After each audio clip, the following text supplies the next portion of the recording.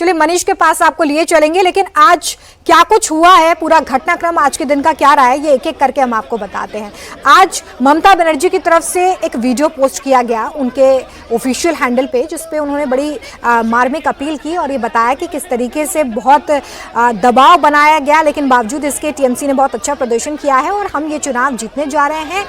और उन्होंने ये मार्मिक अपील जो है वो बंगाल की जनता से की इस वीडियो संदेश के जरिए। इसके बाद शाम को स्ट्रांग रूम के बाहर ईवीएम में गड़बड़ी, बैलेट बॉक्स में गड़बड़ी को लेकर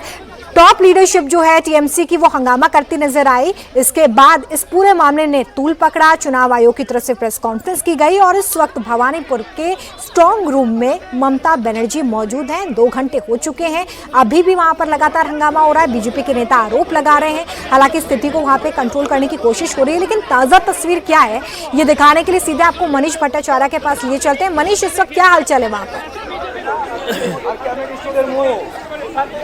देखिए अभी भी हंगामा जारी है। बीजेपी के समर्थक यहां पर मौजूद हैं, फोर्स पीछे डिप्लॉय है, उसके पीछे ममता बनर्जी वहां पर स्ट्रांग रूम के अंदर मौजूद है। यहां पर बीजेपी के समर्थक लगातार अड़े हुए हैं कि इतनी देर हो चुकी है, ममता बनर्जी स्ट्रांग रूम के अंदर क्या कर रही हैं, क्यों नहीं बाहर आ रही है। पश्चिम बंगाल के मुख्यमंत्री अंदर स्ट्रांग रूम के बैठे हुए हैं, इनको धीरे धीरे खदेड़ते हुए आगे लाया जा रहा है और भारी डिप्लॉयमेंट लगातार किया जा रहा है। ममता बनर्जी अभी भी स्ट्रांग रूम के अंदर बैठी हुई हैं, लगातार इंस्पेक्शन कर रही हैं, जैसा कि उन्होंने पहले कहा कि वो इंस्पेक्शन करने के लिए पहुंची हुई हैं। उनके साथ यहाँ के मेयर फिरहाद हाकिम भी मौजूद है और इसी को बीजेपी मुद्दा बना रही है। बीजेपी लगातार ये कह रही है कि पश्चिम बंगाल के मुख्यमंत्री को आखिरकार जरूरत क्या पड़ गई देर रात को इतनी देर तक के एक स्ट्रांग रूम के अंदर बैठने की, और इसी को लेकर बीजेपी हावी हो रही है। ये देखिए नारेबाजी यहाँ पर हो रही है, ये कह रही है कि लगातार कि ममता बनर्जी क्यों आई है यहाँ पर। पहले टीएमसी ने दबाव बनाने की कोशिश करी, आरोप लगाया कि ईवीएम में कुछ न कुछ गड़बड़ हो रही है, इसका जवाब इलेक्शन कमीशन दे, और उसके बाद अब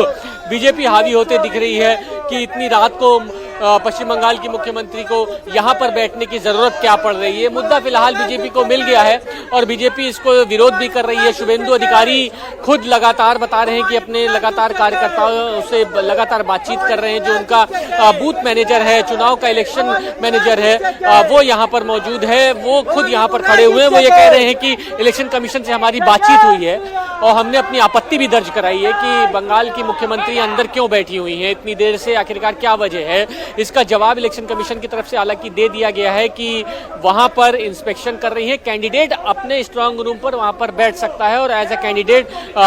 मुख्यमंत्री जो है ममता बनर्जी वहां पर बैठी हुई हैं। अभी तक के ममता बनर्जी बाहर नहीं आई हैं। मतगणना से पहले इस तरीके की बंगाल की तस्वीर वाकई में बहुत चौंकाने वाली है, जब देर रात को सब कुछ शांत है, पूरा माहौल शांत है, बारिश हो रही है, सड़कों पर सन्नाटा पसरा है, लेकिन भवानीपुर का ये इलाका पूरी तरीके से सियासी पारा यहाँ पर जबरदस्त हाई है, क्योंकि स्टेट की मुख्यमंत्री स्ट्रांग रूम के अंदर है, फोर्स बाहर है, लोग आरोप दर्ज कर रहे हैं, हंगामेबाजी कर रहे हैं कि मतगणना से कुछ देर पहले इतनी देर तक के वो बैठ के क्या कर रही हैं, बाहर आए। तो ये तमाम घटनाक्रम अभी तक के जारी है, लेकिन सवाल सबसे बड़ा यही है कि इतनी देर से पश्चिम बंगाल की मुख्यमंत्री ममता बनर्जी स्ट्रांग रूम के अंदर बैठ के क्या कर रही हैं, कहाँ निगरानी रख रही हैं, क्या उनके मन में चल रहा है, वो क्या अपनी आपत्ति दर्ज कराना चाहती हैं, वो इलेक्शन कमीशन को कह दें अगर कोई उनको नाराजगी है या उनको किसी चीज़ की शंका है, लेकिन अंदर बैठ के आखिरकार वो क्या कहना चाहती हैं,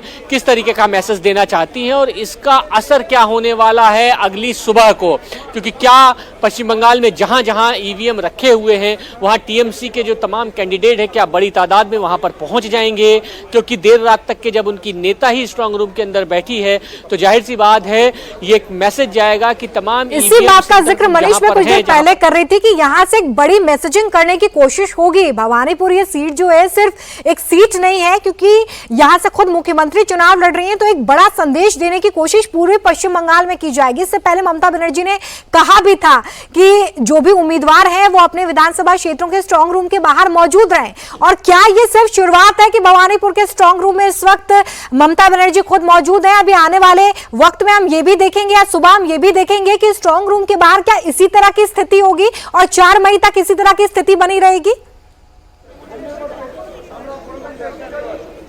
2021 के नतीजों से पहले ममता बनर्जी बेहद कॉन्फिडेंट नजर आ रही थी। इस तरीके की तस्वीर देखने को नहीं मिल रही थी कि ममता बनर्जी किसी काउंटिंग सेंटर पर लगभग 3 से 4 घंटे बैठ जाएं, लेकिन 2026 का नज़ारा कुछ और देखने को मिल रहा है और वहां पे मैसेजिंग की सारी कोशिश है। ममता बनर्जी जो कुछ भी करती हैं पश्चिम बंगाल में, चाहे वो बाइक पर बैठ के यहाँ पर लोगों से मिलने के लिए जाएं या फिर एक वीडियो जारी करें, हर एक घटनाक्रम का एक सियासी संदेश होता है और वो सियासी संदेश पश्चिम बंगाल में बखूबी लोगों के पास पहुंचता है। ये भी एक सियासी संदेश है कि एक काउंटिंग सेंटर के अंदर 3 से 4 घंटे पश्चिम बंगाल की मुख्यमंत्री ममता बनर्जी खुद बैठी हुई हैं और कहीं ना कहीं सुबह ये माना जा रहा है कि तमाम ईवीएम सेंटरों पर बड़ी तादाद में सुरक्षा तैनात कर दी जाएगी। लोग वहां पर पहुंचेंगे क्योंकि हर तरफ से ये कहा जाने लगा है टीएमसी के नेताओं की तरफ से कि कहीं ना कहीं उनको शंका है कि ईवीएम में गड़बड़ी हो सकती है और इसकी शिकायत वो इलेक्शन कमीशन में दर्ज करा चुके हैं। टीएमसी के दोनों नेता करा चुके हैं, ममता बनर्जी ने भी वीडियो जारी करके कहा है और अब जब रात के 12-1 बजे तक के खुद इतनी बड़ी नेता यहां पर मौजूद हैं जो कि मुख्यमंत्री हैं पश्चिम बंगाल की, तो जाहिर सी बात है सुबह का नज़ारा कुछ और होने वाला है। लेकिन आप पूरे अगर इस चुनाव में आप देखेंगे तो ममता बनर्जी का मैसेजिंग जो है, मैसेज देने की कोशिश जब जब उन्होंने की है तब तब उसका असर देखने को मिला है। मंच से जब जब आई हैं तब वो बड़ी मुखरता से बोलती हुई आई हैं। लगातार उन्होंने बाहरी बनाम बंगाली का एक मुद्दा उठाया है, बंगाली अस्मिता का मुद्दा उठाया है।